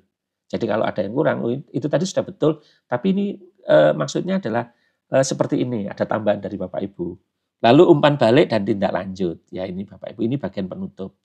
Lalu di dalam penyajian ini Bapak Ibu bisa menjelaskan materi ini dengan ilustrasi, dengan contoh, uraian, rumus, grafik, gambar, tabel. Ini semua adalah perangkat untuk membantu supaya mahasiswa mudah untuk membaca modul ini. Mana Bapak Ibu yang mau Bapak Ibu pakai? Ya di bidang Bapak Ibu pasti banyak gambar-gambar ini. Gambar-gambar dan ilustrasi. Kalau bidang saya lebih banyak rumus-rumus Bapak Ibu. Rumus-rumus. Lalu bagian atas ini tadi, yang ini, karena tempatnya sempit, saya tulis dalam slide yang berbeda. Aturan umum praktikum di laboratorium. Misalnya kelengkapan praktikum, misalnya baju untuk praktikum, apa saja yang harus dipakai mahasiswa. Lalu dijelaskan di situ, lalu persiapan praktikumnya apa saja. Apa yang perlu dikerjakan selama praktikum. Ya, artinya apa yang perlu dikerjakan, apa yang tidak boleh dikerjakan. Misalnya seperti itu. Dituliskan di sini. Lalu jadwal praktikum, tata tertib praktikum, ya. Bahkan ada modul yang ditambah lagi sanksi pelanggaran praktikum, ada sanksi. Kalau saya tidak terlalu tidak terlalu terlalu pas dengan istilah sanksi. Ya, karena memang pendidikan itu adalah reward and improvement Bapak Ibu, bukan reward and punishment. Ya, kalau masa lalu memang reward and punishment. Yang baik dikasih reward, yang salah dipunish, ya, dihukum. Nah, kalau sekarang reward and improvement Bapak Ibu. Yang baik di reward, yang kurang diimprove, ya. Jadi anak-anak yang melanggar ketentuan tata tertib ya bisa diimprove, diberi peringatan, bla bla bla begitu. Lalu panduan umum pelaksanaan penggunaan peralatan di laboratorium. Ya misalnya tentang keselamatan K3 ini ya Bapak Ibu, K3. Lalu bagaimana tentang bahaya api ini Bapak Ibu ya. Jadi mahasiswa harus diberitahu ini. Kalau ada kebakaran, ini ada alat pemadam kebakaran, bagaimana cara menggunakannya. Ya, kalau ada laborannya, ya laborannya yang melakukan tugas ini. Bahaya listrik Bapak Ibu. Ya, bahaya bahan kimia dan bahan beracun ini juga perlu dituliskan di modul itu kalau memang ada ancaman-ancaman dari bahaya ini ya Bapak Ibu ya. Lalu tata cara penggunaan peralatan praktikum ini dituliskan. Ini spesifik terhadap jenis praktikumnya. Nah, itu ya Bapak Ibu. Lalu bagian yang ketiga adalah tugas pendahuluan dan laporan praktikum. Jadi mahasiswa diberikan panduan bagaimana melaksanakan tugas pendahuluan sebelum praktikum. Ya, harus mengerjakan apa ini sebelum praktikum. Lalu di bagian 3 ini Bapak Ibu berikan format laporannya. Ya, format laporan praktikum. Nah, seperti itu Bapak Ibu. Monggo saja ditambah dikurang, dikembangkan praktikumnya. Masih ada waktu berapa lama Ibu? Bu Citra? Halo? Ini Bapak masih ada 20 menit lagi Masih untuk ada 20 materi, menit masih ya. bisa. Ya. Baik Bu. Lalu umpan balik ini Bapak Ibu. Ya, umpan balik ini perlu memberikan semangat pada mahasiswa, memberikan umpan balik karena memang sesuai dengan Permen 53 itu Bapak Ibu. Fungsi dari penilaian itu adalah memotivasi mahasiswa ya di dalam belajar supaya dia meningkatkan proses performa pembelajarannya. Nah, salah satu cara memberikan umpan balik Bapak Ibu. Ya, umpan balik itu memberikan komentar pada mahasiswa ini secara realistik saja. Ini pekerjaanmu sudah bagus ya, tapi ada yang perlu diperbaiki bla bla bla gitu ya. Dan spesifik Bapak Ibu, spesifik terhadap pekerjaannya. Ya, jangan melebar kemana-mana gitu ya Bapak Ibu. Misalnya melebar ke pribadi dan lain sebagainya dikurangi Bapak Ibu. Atau kalau perlu dihilangkan sama sekali. Yang spesifik aja sesuai dengan capaian pembelajaran praktikum di modul itu. Lalu sesuai dengan pencapaian tujuan praktikumnya tadi, lalu ketepatan waktu mahasiswa, ya itu juga menjadi umpan balik. Anda sudah mengerjakan setiap tahapan ini tepat waktu, tapi bisa jadi ada mahasiswa yang beberapa bagian dari praktikum itu dia tidak tepat waktu. Nah, itu nanti diberikan masukan-masukan seperti apa supaya tepat waktu. Memberikan penjelasan bukan memberikan judgement. Ya Bapak Ibu. Ya, saudara ini tidak tepat waktu beberapa bagian. Memang saudara ini adalah ngeleler, nah, gitu ya Pak Bu. Mahasiswa yang itu melakukan judgement. Ya, jadi kita tidak diperkenankan untuk melakukan judgement ini Bapak Ibu. Ya, jadi kita secara lugas saja memberikan penjelasan-penjelasan atas kekurangan mahasiswa dalam praktikum itu tanpa harus memberikan judgement. Ya, langsung sesuai dengan sasarannya, ya tujuannya tadi. Kemudian yang berikutnya, Bapak Ibu, penilaian. Apa saja indikator yang dinilai? Nah ini, penilaian harus dapat mengukur kompetensi yang dipraktekkan. Nah itu tadi CPL tadi. Ya ini juga tuntutan OB nih Bapak Ibu. Jadi kita perhatikan CPL-nya apa ya, CPL-nya itu yang nanti akan menjadi target akhir dari penilaian. Penilaian juga berdasarkan kinerja praktikum. Ya. Lalu penilaian juga bisa dilakukan terhadap hasil praktikumnya. Hasilnya dinilai. Jadi dua ini. Ya. Kinerjanya dinilai, hasil praktikumnya dinilai, maka kalau sudah hasil penilaiannya Bapak Ibu dapat, mencapai bobot 50%, Bapak Ibu bisa klaim ke IKU nomor 7 DPD Dikti.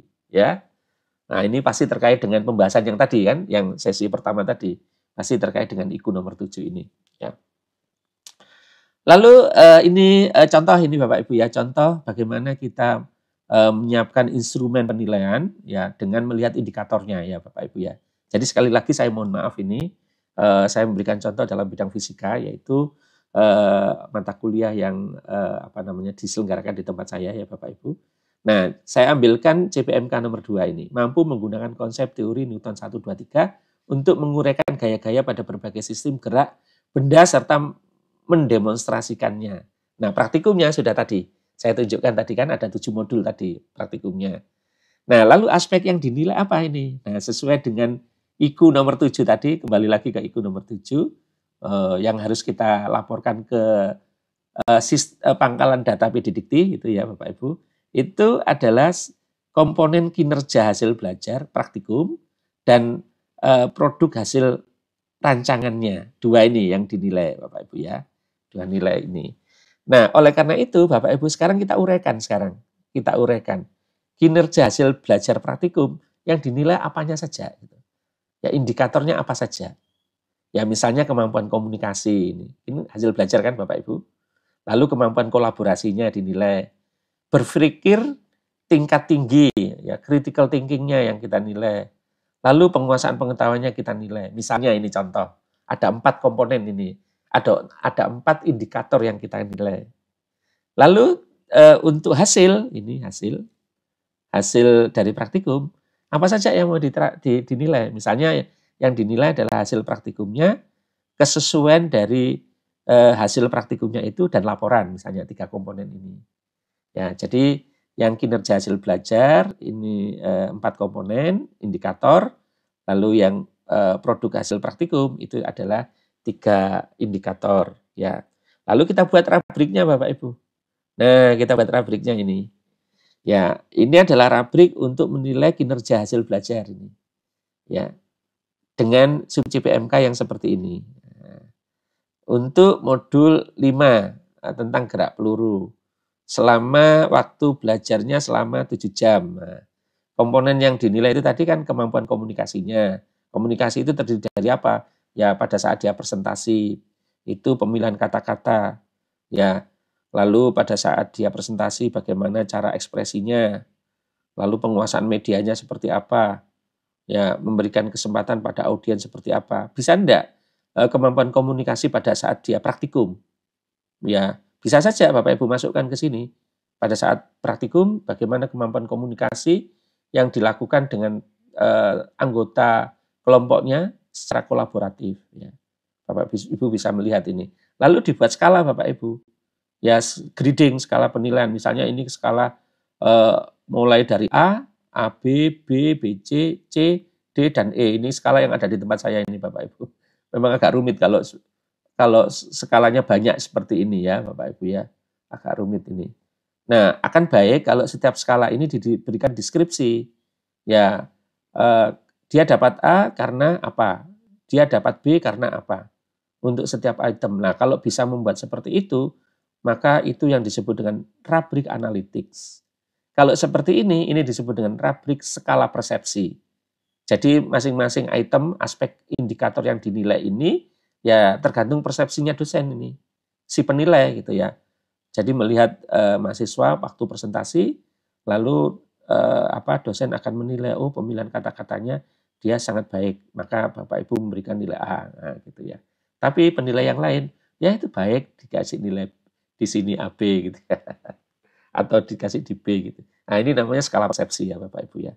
Lalu kemampuan kolaborasi ini, kontribusi dalam kerjasamanya apa, keaktifan di dalam kerjasamanya apa, leadership-nya ada enggak ini.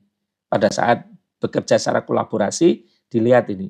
Kadang-kadang itu kita bisa melihat itu dari 3, 4, 5 orang itu ternyata ada 1-2 orang yang dominan ya di dalam kelompok itu. Ya pemikiran-pemikirannya sering mewarnai pekerjaan kelompok itu. Nah itu bisa dilihat dari sisi leadership-nya ya Bapak Ibu ya. Lalu dari sisi information processing standarnya ini, ya penggalian informasi pada saat dia praktek lalu mengkolek data itu seperti apa, ya ketepatannya, ya ketepatan waktu, ketepatan pengambilan datanya, ya dan menginterpretasinya seperti apa itu Bapak Ibu bisa lihat. Wah, nah ini bagus ini. Ya, setiap data yang diambil dia selalu memberikan penjelasan di dalam catatannya. Nah, itu berarti nomor 9 ini nilainya A gitu ya Bapak Ibu ya. Lalu complex thinking standard ini ya. Penguasaan materi, penyelesaian masalah ya di dalam praktikum itu. Lalu kerututan sistematika di dalam menyampaikan ataupun di dalam berdiskusi dengan temannya gitu ya. Nah, itu bisa Bapak Ibu nilai. Lah kalau rubrik ini dipakai Bapak Ibu, ya Bapak Ibu sebagai penilai harus melekat dengan yang dinilai, harus hadir di tempat itu. Ya, harus hadir. Jadi rubrik ini menyebabkan kita hadir gitu. Tapi kalau yang dinilai laporannya saja, kita tidak perlu hadir dengan mahasiswa ini.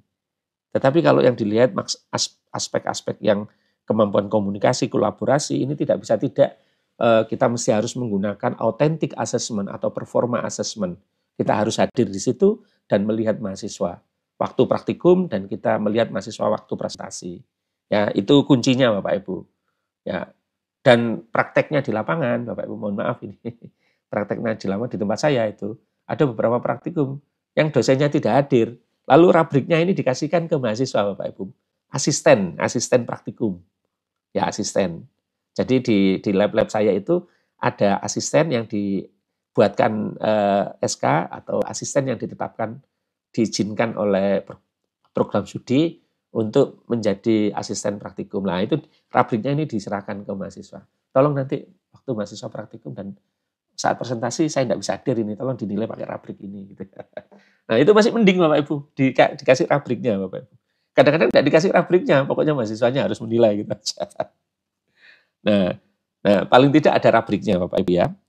Lalu yang kedua adalah penilaian hasil praktikum. Nah, apa yang dinilai? Tadi yang dinilai adalah luaran kesesuaian dari luaran praktikum dan laporannya ya Bapak Ibu.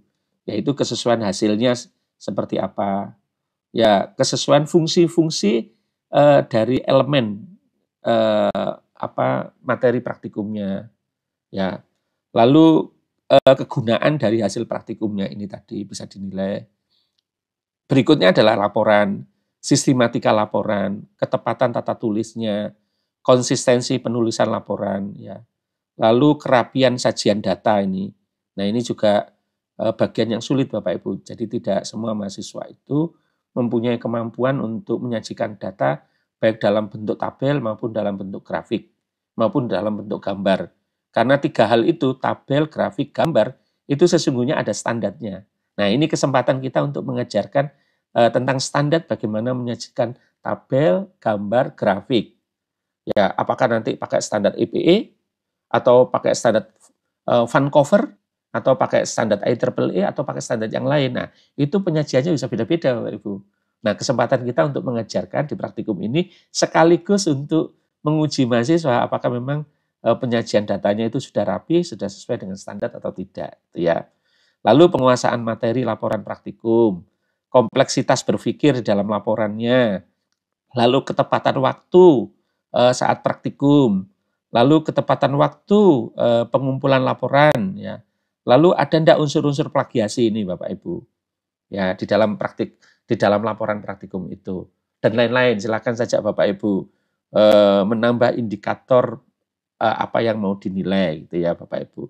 Sehingga nanti dari indikator ini akan makin lengkap di dalam penilaian sub CPMK nomor 2 ini Bapak Ibu. Makin matang. Ya.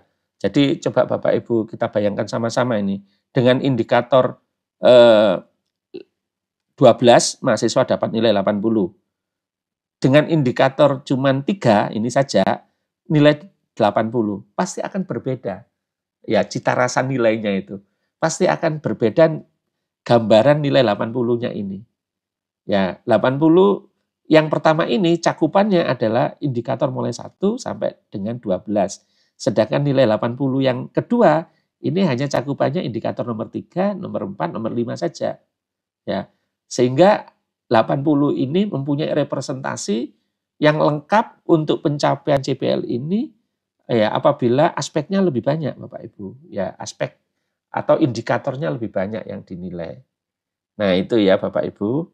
Seperti itu, sehingga seringkali orang mengatakan bahwasanya percuma itu nilainya tinggi, tapi sebenarnya tidak bisa kerja ya karena indikator yang dinilai kecil Bapak Ibu, sedikit gitu, tidak menggambarkan kemampuan secara utuh gitu. Ya, nah agar nilai yang kita berikan pada mahasiswa atau yang menggambarkan kemampuan mahasiswa itu sama dengan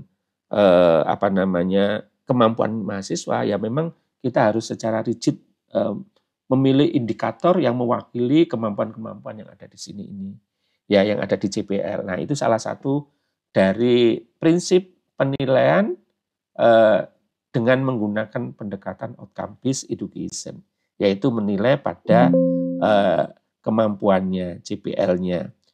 Nah seperti itu Bapak Ibu, waktunya mungkin kurang berapa menit ini? 6 menit ya Bapak Ibu ya. Oke, kurang 6 menit Bapak. Ya, 6 menit. Nah, sekarang adalah pelaksanaan praktikum ini.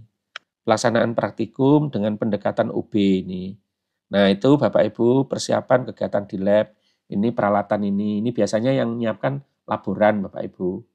Laboran, bahan ini laboran. Nah, ini nanti mana yang membutuhkan pembiayaan bisa terlihat di apa namanya di RPS kan Bapak Ibu. Peralatan ini perlu pembiayaan enggak ini? Oh, sudah ada kok alatnya gitu ya, enggak perlu pembiayaan. Lalu bahan ini perlu pembiayaan enggak? Oh ya, ini bahan habis ini. Ya perlu diajukan di awal semester pembiayaan seperti apa. Lalu strategi kegiatannya kegiatan pembelajarannya seperti apa. Oh, kalau nanti ini supaya praktikumnya aman, mahasiswa harus ada pretest, ada post-test. Oh, enggak cukup pretest, harus ada tutorial. Nah, ini termasuk strategi. Ya, bagaimana strategi dosen pembimbing supaya praktikumnya ini aman ini Bapak Ibu. Ya, dari unsur ketiga ini. Ya, keselamatan ini ya. Maka biasanya di depan itu diberikan pretest atau juga ditambah dengan memberikan tutorial, pengarahan-pengarahan Bapak Ibu. Bahkan ada juga praktikum yang dosennya atau laborannya memberikan pengarahan penggunaan peralatan. Dipastikan mahasiswanya ini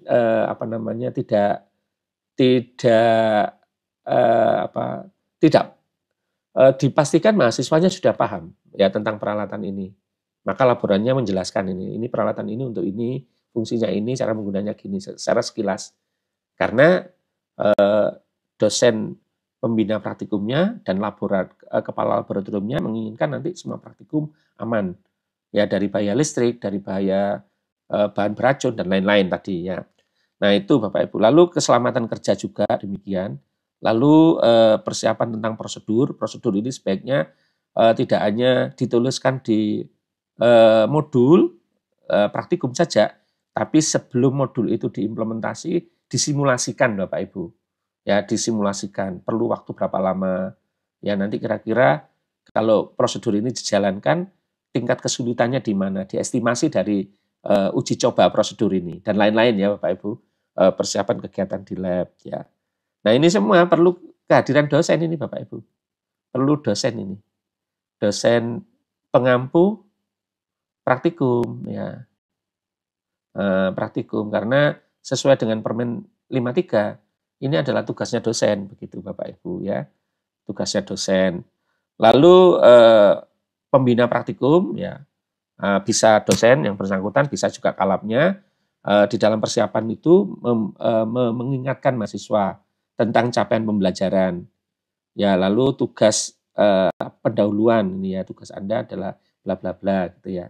Lalu dalam pelaksanaan menginformasikan tujuan praktikumnya apa, mengkomunikasikan tugas yang harus dikerjakan di dalam praktikum itu apa, menerangkan prosedurnya, membimbing pelaksanaan praktikum. Setidaknya ini ya Bapak Ibu. Lalu di akhir praktikum, pembina praktikum itu atau pengampu praktikum melaporkan secara lisan ya pelaksanaan praktikumnya pada dosen pembina, diskusi hasil praktikum, memberikan umpan balik dosennya ya. Lalu menyimpulkan hasil praktikumnya seperti apa ya. Nah, ini adalah persiapan pelaksanaan dan penutup pada saat pelaksanaan praktikum. Lalu checklist apa saja yang perlu dilakukan dalam praktikum ya Bapak Ibu, checklist ini ya apa tujuan umum dari praktikumnya di checklist, sudah ada enggak di modulnya? Oh, sudah ada. CP-nya ada enggak? Oh, CP-nya ada. Lalu persiapan apa saja yang diperlukan? Oh, dicek lagi. Oh, persiapannya sudah cocok ini antara modul dengan yang ada di lab. Kalau enggak cocok nanti datang ke kaprodinya, Pak, ini di modul saya ada ini seperti yang ada di RPS, Pak. Tapi saya lihat di lab kok belum ada ini ya gitu ya. Jadi untuk ngecek itu apa tugas yang harus dikerjakan oleh mahasiswa ini ya, dicek lagi ya. Kemudian apa strategi penugasannya dicek lagi. Pokoknya perlu pengecekan ini Bapak Ibu. Bagaimana urutan tugas praktikumnya, apa kebutuhan atau kemampuan awal mahasiswa sebelum praktikum. Nanti menentukan mahasiswanya perlu membuat tugas awal atau perlu diberikan tutorial atau tidak, diberikan pengarahan atau tidak ya. Apakah tugas mahasiswa setelah praktikum selesai? Ya, setelah praktikum selesai itu apa? Ada tindak lanjutnya tidak ini? Setelah praktikum ya. Ada praktikum yang memerlukan tindak lanjut Bapak Ibu. Nah, setelah praktikum ini saudara persiapkan ya, minggu depan saudara akan melakukan praktikum lanjutan dari ini, ya itu tidak lanjutnya. Ya, lalu bagaimana bentuk aturan atau cara penilaian yang digunakan di dalam praktikum tadi? Ya, penilaiannya di dalam proses dilakukan, di akhir praktikum dilakukan dengan menggunakan rubrik ataupun dengan menggunakan portofolio. Lalu bagaimana jalannya praktikum dimonitor? Nah, ini proses monitoring ini. Apakah selama praktikum itu dosen bisa hadir atau tidak gitu ya? Apakah dosen hadir di titik-titik tertentu? Kalau vokasi biasanya full bisa hadir Bapak Ibu, ya bisa hadir. Ya saya tidak tahu nanti Bapak Ibu cerita ya. Memang Bapak Ibu sebagai pengampu mata kuliah praktikum, apakah harus hadir mulai A sampai Z gitu ya? Nah, tapi kalau di akademik tidak begitu Bapak Ibu. Jadi saya sebagai pembimbing praktikum ya Bapak Ibu, atau sebagai ya pembimbing mata kuliah praktikum, biasanya saya hanya di depan dan di akhir. Di depan itu memastikan praktikumnya jalan, di akhir itu saya menilai hasil hasil praktikumnya, ya laporannya, ya presentasinya. Tapi selama proses itu yang jelas yang melekat itu adalah asisten dan laporan. Itu kalau di tempat saya. Karena akademik Bapak Ibu. Tapi kalau vokasi tidak bisa begitu ya Bapak Ibu ya. Tidak bisa seperti itu. Nah, demikian Bapak Ibu apa yang bisa saya sampaikan. Mohon maaf ini materinya tidak terlalu banyak begitu. Moga-moga menginspirasi Bapak Ibu. Saya kembalikan ke Bu Citra. Ya, terima kasih banyak Pak Syam. Luar biasa ya pemaparan materinya yang sangat kompleks sekali. Sekarang di sesi berikutnya Pak Syam izin ini ada beberapa pertanyaan. Mungkin pertama ada 2 pertanyaan Pak Syam yang Ya. yang raise hand. Sambil saya Dari tulis ya Bu Bu Dunia. ya. Ini saya suka lupa soalnya ini. Silakan Bu. Ya, silakan Bu Dinia terlebih dahulu. Ya, Terima diskusi. kasih Bu Citra. Terima kasih Pak Sam atas paparannya. Mungkin yang perlu saya tanyakan terkait dengan capaian pembelajaran dan tujuan pembelajaran Pak Sam. Kan seperti yang ada di pasal 12 Permendikbud yang 1A itu kan di sana capaian pembelajaran menjadi tujuan belajar. Nah, sedangkan di dalam modul praktikum ini kami menuliskan, karena kan kalau capaian pembelajaran itu kan sama seperti KAD yang ada di dalam RPS nggih Pak. Sedangkan tujuan pembelajaran ini kita mendeskripsikan itu seperti rangkaian tahapannya atau sistematika yang disusun di fase pembelajaran untuk mahasiswa dalam mencapai capaian pembelajaran. Jadi kalau yang capaian pembelajarannya itu kita mengambil dari bahan kajian atau dari KAD yang ada di dalam RPS, sedangkan tujuan pembelajaran itu seperti rangkaian tahapan-tahapan mencapai KAD yang ada di tatap muka praktikumnya. Nah, ini mohon masukannya Pak Sam, karena ini kita tuliskan semua, karena kalau di Permendikbudnya ini kita juga tidak tahu ini makna yang ada di dalam Permendikbud 1A ini seperti apa. Ya, Bu. Terima kasih Pak Sam. Ya, langsung saja ya Bu Citra ya saya jawab. Monggo Pak Syam. Jadi betul Bu, jadi sangat tepat bahwasanya di Permen 53 itu capaian pembelajaran sebagai tujuan dari pembelajaran ya. Karena capaian pembelajaran itu dirumuskan oleh prodi-prodi itu di awal proses pembelajaran. Ya, di awal kurikulumnya kan dituliskan standar kompetensi lulusan yang rumusannya dalam bentuk capaian pembelajaran. Nah, capaian pembelajaran yang dirumuskan di depan ini sebagai tujuan akhir nanti. Ya, sebagai tujuan akhirnya ya CPL ini, barangnya sama ini. Jadi tujuan pembelajaran sama CPL-nya saya sama karena itu sebagai tujuannya. Ya, jadi seperti contoh Bu, contoh saya hari ini merencanakan nanti Lebaran saya akan pulang ke desa, ke Magetan ini Bapak Ibu, desanya di sana. Nah, Magetan itu sebagai CPL-nya ini Bu. Ya, nah CPL-nya ini nanti di akhir proses sampai puasanya selesai Lebaran, saya akan mencapai sebagai tujuannya itu adalah ke Magetan. Ternyata ya Bu, ternyata setelah Lebaran ya tujuannya tidak tercapai, yaitu tidak di Magetan, saya hanya nyampe di Madiun saja gitu ya. Ya. Jadi CPL-nya tadi tidak sampai di CPL Magetan, tapi CPL-nya Madiun tujuannya ya gitu. Nah itu ya Bu pengertian antara tujuan dan capaian pembelajaran. Jadi barangnya sama, Bu. Barang deskriptornya sama. Ya, jadi SKL, standar kompetensi lulusan, CPL dan tujuan pembelajaran itu sama barangnya. Ya.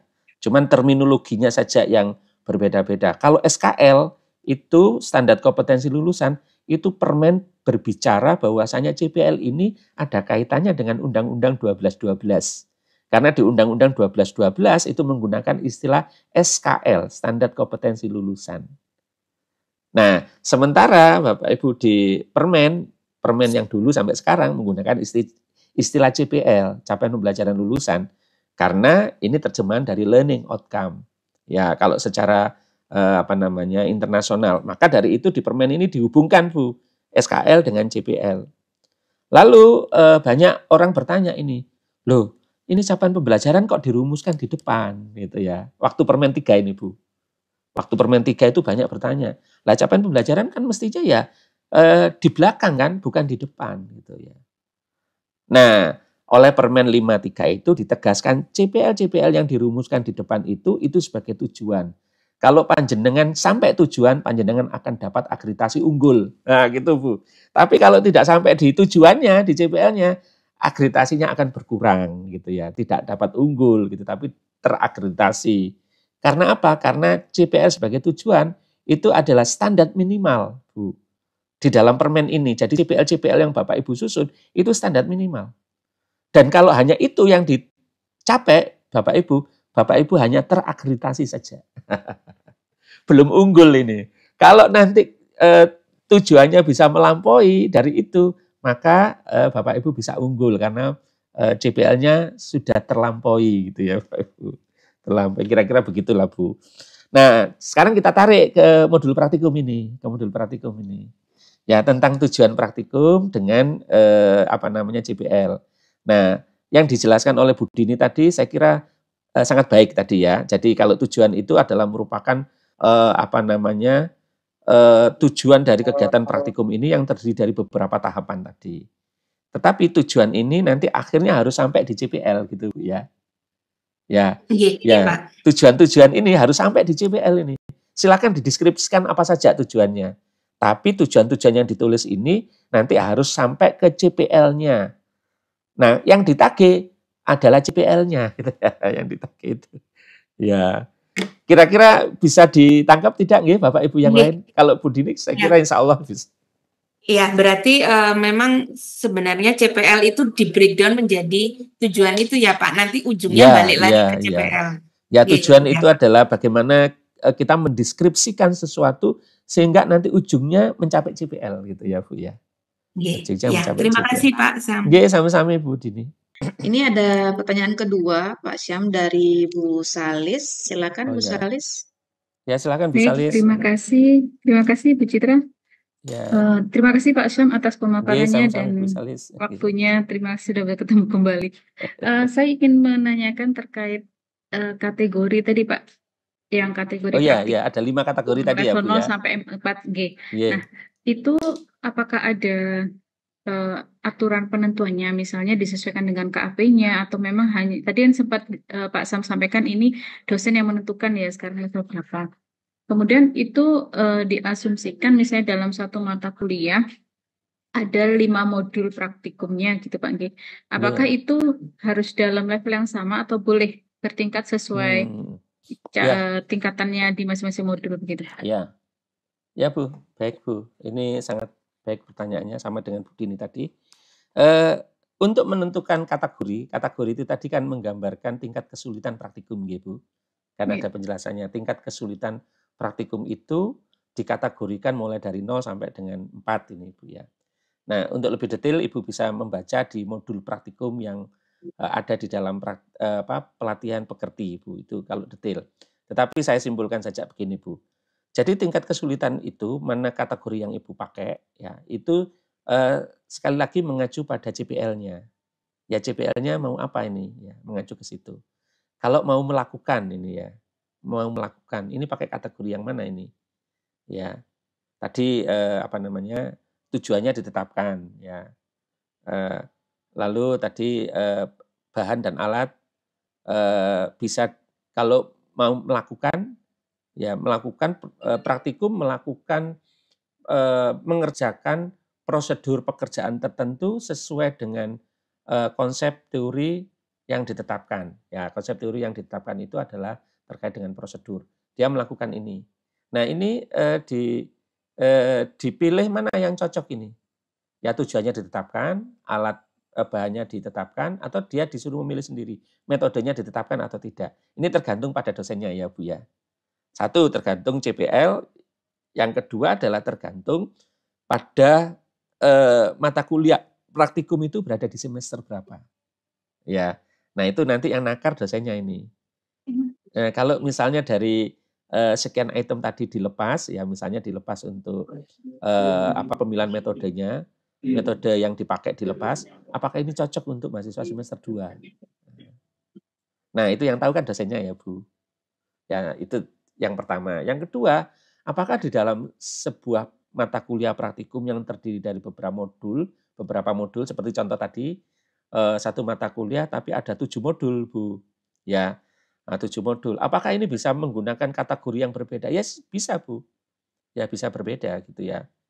Bisa berbeda sesuai dengan tingkat kesulitannya nanti, ya, Bu ya.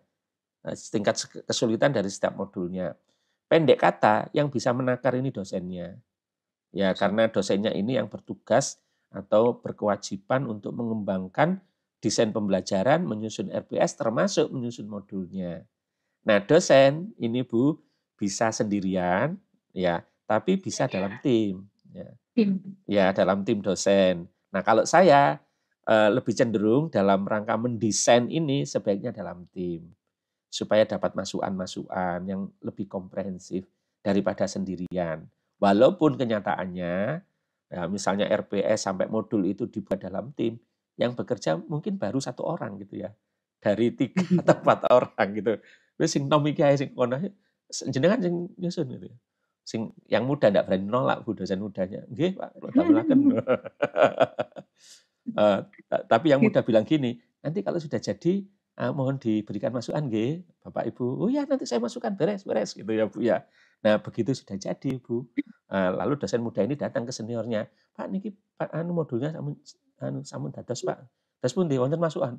Oh, dilihat sebentar. Oh, bagus sudah. Oke. Baru dilihat halaman pertama sudah bagus. Langsung oke. Itu cerita di tempat saya, Bu. Saya tidak tahu kalau di tempatnya Ibu seperti apa. Nah, oleh karena seperti itu, Bu, maka program studi itu di dalam rapat kurikulum biasanya pada saat menyusun RPS sampai dengan modul-modul itu tadi, itu dipresentasikan di lokakarya, Bu. Ya, jadi di lokakarya dibuatkan lokakarya. Nah, kalau orang ITS Surabaya, lokakaryanya kan di Batu, Bu, cari yang dingin-dingin. Kalau di tempatnya Ibu kan tidak mungkin ke Surabaya. Kalau Surabaya nanti Bapak Ibu belanja pasti. Lah dibawa ke sana, Bu, oleh kaprodinya, karena itu ada dana gitu ya, ada dana setiap tahun kan ada dana seperti itu. Lalu nanti di situ tim teachingnya itu mempresentasikan RPS sampai modulnya seperti ini. Sehingga di situ nanti bisa dapat masukan, Bu.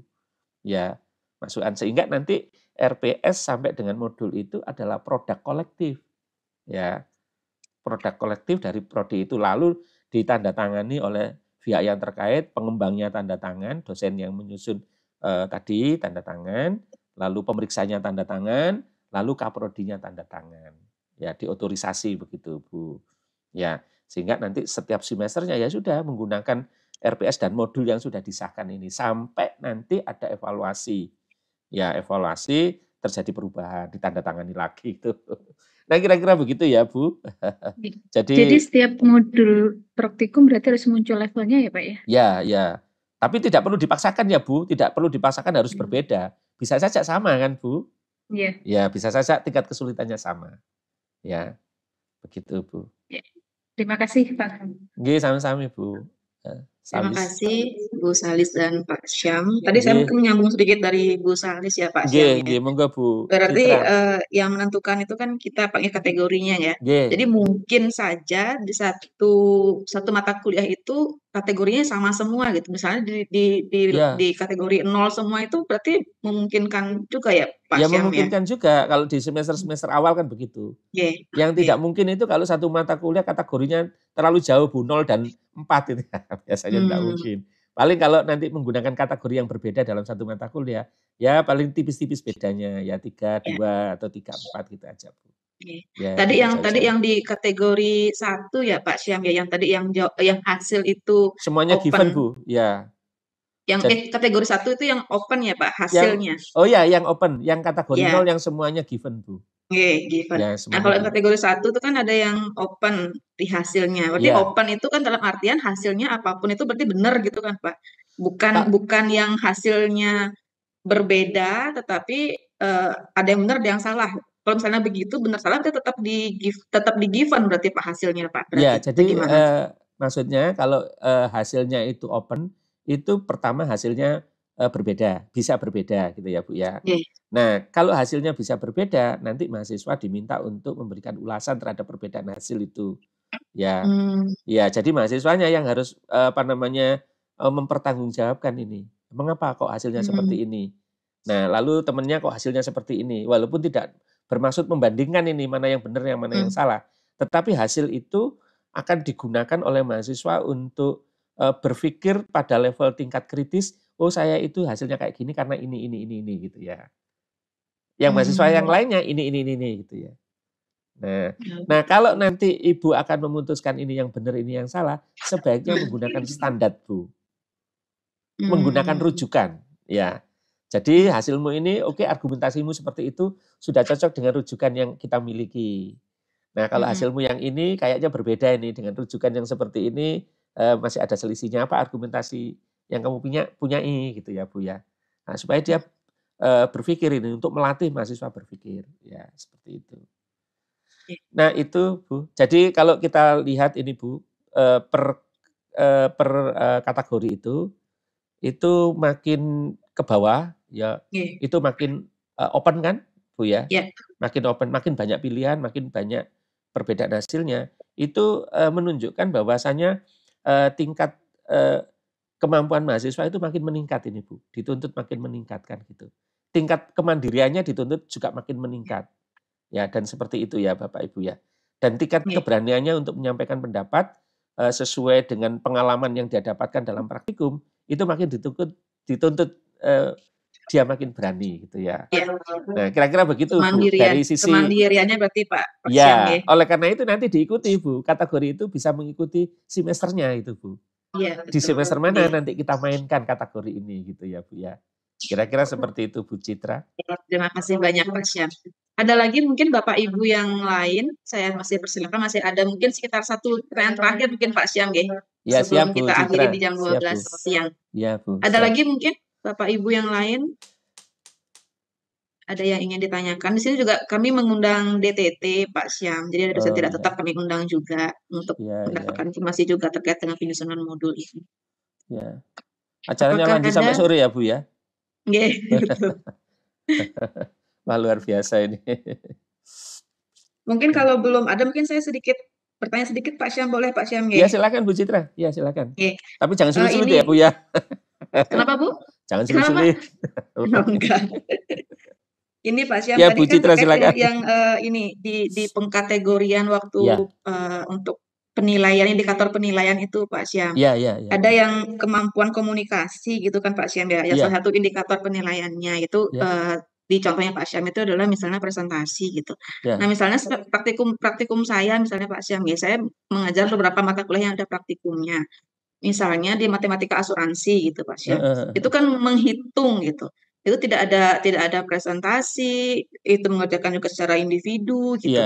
Berarti akan kehilangan komponen komunikasi itu di sebelah mananya yang bisa saya lakukan penilaian itu. Itu yang pertama. Kemudian yang pertanyaan kedua terkait dengan waktu praktikum Pak Syam. Pak Syam kan tadi menyampaikan menggunakan yang satu SKS itu 45 jam untuk 1 semester gitu kan Pak Syam. Itu kan agak sama perhitungannya dengan yang menggunakan masih perhitungan yang lama, satu SKS itu T dan P. Kalau P 170 gitu Pak Syam ya. Sebenarnya agak mirip. Nah, tadi di praktikum yang 1 misalnya tadi menggunakan waktu 7 jam, itu mahasiswanya praktikum selama 4 jam. Itu Pak Syam ya tadi Iya, yang di iya. contohnya Ya Pak contoh Syam tadi tadi ya, ya. Bu ya. Iya. Iya, betul. Nah, di kami kendalanya itu karena waktu jadwal perkuliahan itu kan agak fix Pak Syam Iya, ya. Kalau iya, iya, misalnya iya. dia 1T 1P ya berarti dia 3 jam, Heeh, 4 jam berarti kita perhitungkan dengan iya. space waktu sekian. Nah, kalau seandainya saya hanya 7 praktikum gitu, seandainya dalam satu mata kuliah itu cuma 7 praktikum Iya, saja. Berarti akan ada satu tatap muka yang saya akan 2 kali P kan gitu Pak Syam ya. iya, Nah, jadi kan mungkin waktu itu akan lebih dari 3-40 menit karena kami masih pakai yang 170 itu.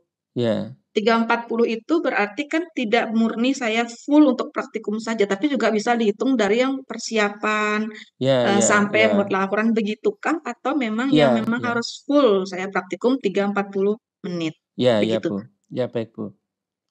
Itu dan yang terakhir mungkin Pak Syam satu lagi Pak Syam Iya, tadi iya. terkait dengan konsep antara praktek dengan praktikum. Oh, ya tadi Saya ya. saya ada mata kuliah pemasaran asuransi kesehatan Pak Syam.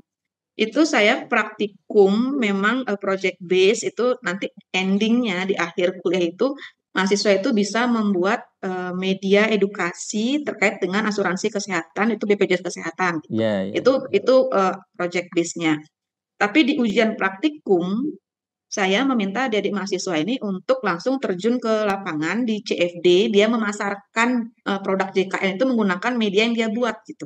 Kan dia ke Mm-mm. lapangan ini Pak Syam, berarti bukan dia di lab. Apakah dia Iya, itu namanya iya. praktek, bukan praktikum Iya, gitu. iya. Mungkin itu Pak Syam, terima kasih banyak. Iya, Bu. Baik, Bu. Yang pertama adalah tadi soal komunikasi ya, Bu ya. Ye. Mata kuliahnya Ibu tadi ada praktikum masalah asuransi, itu banyak hitung-hitungannya.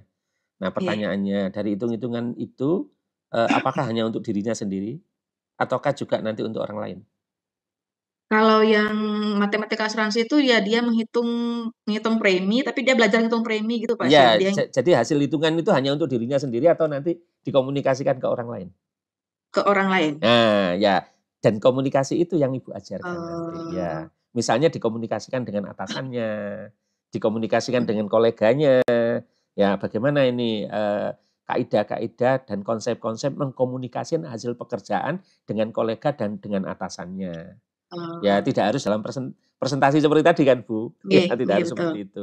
Ya, Ya. pastilah pekerjaan itu tidak untuk dirinya sendiri. Pasti pekerjaan itu untuk orang lain juga gitu ya, Bu ya. Paling enggak Ye. untuk kelompok dalam pekerjaannya. Dan biasanya di SNDikti itu kan ada ini, bertanggung jawab atas pekerjaannya dia sendiri dan Ya. atas pekerjaan kelompoknya. Nah, kalau kelompoknya pasti perlu komunikasi nih, Bu. Ye. Ya, itu ya, Bu ya. Jadi Ye. nanti Ibu rumuskan indikator-indikator apa terkait dengan kemampuan komunikasi yang di dalam tim kerjanya ya ataupun dengan atasannya ya. Jenis komunikasi seperti apa itu ya, Bu ya. Nah, itu. Lalu yang kedua tentang SKS, Bu. Jadi SKS 1 SKS 45 jam per semester itu Ye. sama dengan 1 SKS 170 menit per 170. minggu ya, Bu.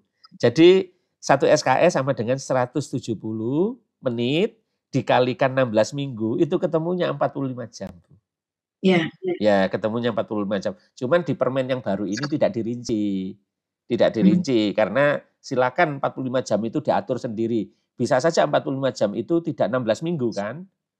Ye. Ya, misalnya praktikum ini 1 SKS, Bu. Ya, 1 SKS 45 jam. Ya, bisa saja Ibu atur tidak dalam 16 minggu kan? 16 TM maksudnya Pak ya? Iya, minggu kuliah ya, Bu ya, 16 Ya. minggu kuliah ya. Karena masalah jadwal, masalah keterbatasan tempat dan lain sebagainya, terpaksa praktikumnya ini tidak bisa dimulai dari minggu pertama. Tetapi tidak boleh mengurangi 45 jamnya tadi. Diatur sendiri seperti apa gitu ya, Bu ya. Nah, itu. Lalu yang berikutnya adalah yang praktek praktikum. Jadi gampangannya gini, Bu. Kalau di dalam mata kuliah Ibu itu tadi ada kegiatan belajar mahasiswa di luar kelasnya, yaitu di laboratorium atau di tempat mana, dalam rangka mengkonfirmasi konsep teori yang dia telah pelajari, itu masuk kategori praktikum. Tetapi Kalau kegiatan belajarnya itu mempraktekkan ya teori dan konsep yang telah dia dapat, itu kategori praktek. Ya, Bu. Nah, pada umumnya praktek itu ada di lahan, di lapangan ini pada umumnya. Pada umumnya begitu. Walaupun ada beberapa politeknik, lembaga pendidikan tinggi itu yang sudah punya teaching industry ya. Jadi kayak lembaga untuk bekerja yang ada di kampus itu. Misalnya ada yang punya hotel, ada yang punya industri pabrik gitu ya. Ada yang punya pengolahan air minum, mahasiswanya praktek di situ ya. Di tempat itu di dalam kampus sendiri. Seperti itu kira-kira Bu Citra. Terima kasih banyak Pak Syam. Ada lagi mungkin Bapak Ibu yang lain? Ya. Sepertinya sudah cukup ya. Nanti juga rekaman Zoom-nya akan kami kirimkan di Google Drive untuk peserta yang hadir. Ya. Mungkin kalau sudah cukup, mungkin terakhir Pak Syam untuk closing statement dari Pak Syam mungkin. Sebelum kita akhiri sesi kedua pada siang hari ini. Silakan Pak Syam. Ya, baik Bu. Apapun bentuk pembelajarannya, ya apakah itu kuliah, praktikum dan sebagainya, ujung-ujungnya adalah bagaimana mahasiswa memiliki kompetensi sesuai dengan bidang pekerjaannya. Itu yang ditagih di dalam kegiatan akreditasi nasional maupun internasional. Dan itu adalah inti dari outcome based education. Dan itu adalah tanggung jawab yang kita emban atas amanah orang tuanya. Orang tuanya menyekolahkan anaknya di tempat kita, itu harapannya anaknya tambah pinter dan dapat kerja. Artinya anaknya memiliki kompetensi dan sesuai dengan profil yang kita inginkan. Dan itu janji kita Bapak Ibu. Selamat Bapak Ibu yang sedang menjalankan ibadah puasa, berpuasa. Ya, dan selamat Bapak Ibu yang akan melanjutkan workshop. Semoga sesi yang pertama, kedua, dan ketiga nanti bisa memberikan manfaat. Dan manfaat yang paling penting Bapak Ibu tambah semangat, ya, tambah sehat. Terima kasih banyak Pak Syam. Sehat selalu juga untuk Pak Syam. Terima kasih banyak sudah meluangkan waktu. Sama-sama Ibu Citra. Kepada kami. Nanti semoga Pak Syam nanti mudah-mudahan bisa main ke Poltekkes Malang kampus utamanya ya Pak. Oh iya Bu. Tidak main di depan kampusnya aja ya Pak. Iya. Ya Bu, terima kasih terima Bu Citra kasih banyak. dan Bapak Ibu sama-sama Pak Syam. Ya. Nanti untuk sertifikat akan saya kirimkan by WA ke Pak Syam. Ya, siap Bu Citra. Ya. Terima kasih. Baik, dengan berakhirnya, terima kasih Pak. Dengan berakhirnya closing statement dari Pak Syam, berakhir pula sesi kedua pada workshop siang hari ini. Saya sebagai moderator mohon maaf apabila selama memandu acara ini ada yang kurang